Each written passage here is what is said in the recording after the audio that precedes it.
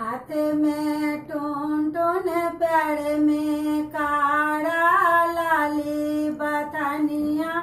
कर दत मनिया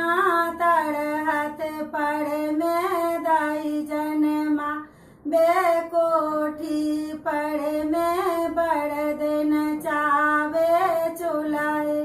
पूता साड़ी उपजावे सुख ले नदिया नाव चलावे सुनई चलियन बूझई चलियन जानक जी बेटी के बिया होई चन जोग लिया कोड़ दिया कांच कची काट का बंगाल गढ़ छाड़ का एके पटोर तर दूधू कुमारी बम छौ